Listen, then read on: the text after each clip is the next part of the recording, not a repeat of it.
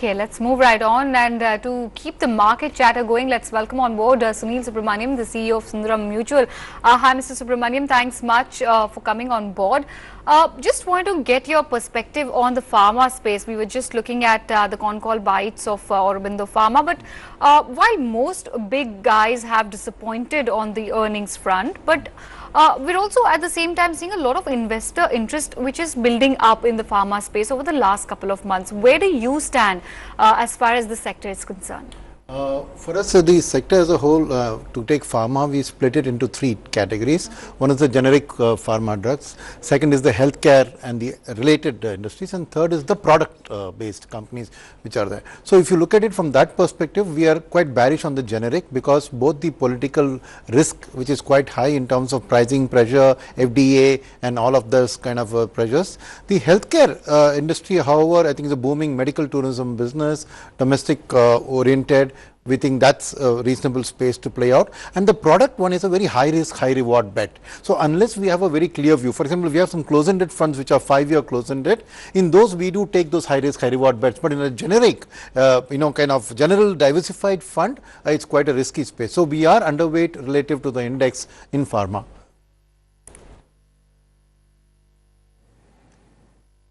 Okay. Let's move right on then from pharma. Let's not talk about something that you're underweight, but let's definitely address what you're overweight on.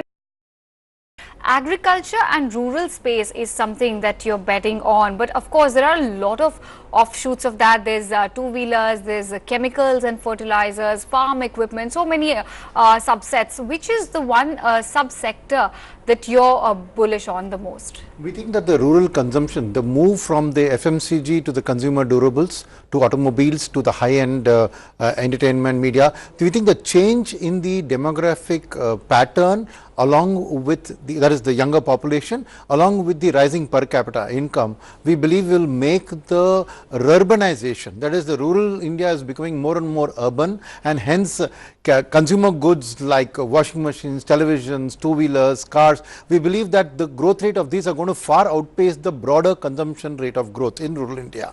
This has been aided by 3 consecutive good monsoons and the government spend. So, one of the things in this election year is that in election year, spend in rural India shoots up by political parties, by candidates, and by everything. So, to that extent, for us rural is like for us a kind of a decadal story, because it's not, and if you also see the infrastructure spend of the government, the roads, construction, all of that is also more in terms of rural India. So, I think that the rural India is going to be the focus of both the infrastructure and the consumption cycle.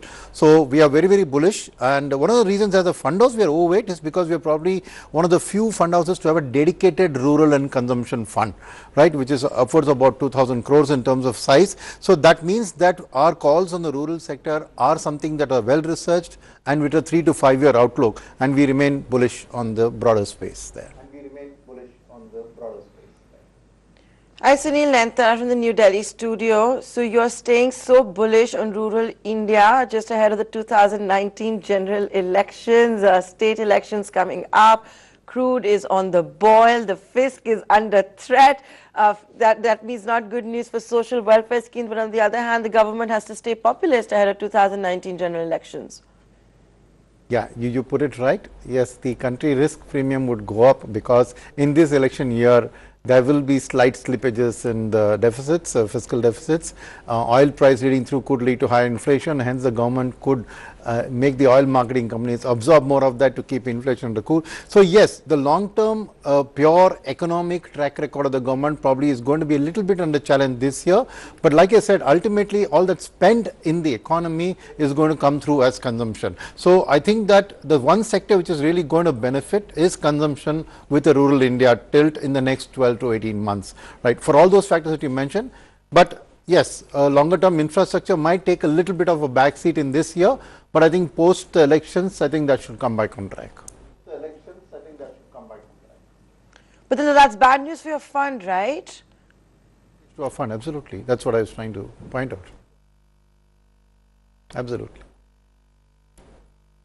Before I let you go, my final question to you, and I want to ask you about the oil and gas very volatile times. We've seen, the big trigger being what happens with the global crude oil prices. So, you see big moves on the days the global prices are down. Are funds like yours perhaps reducing their exposure to sectors like this, which will go through these long patches of volatility?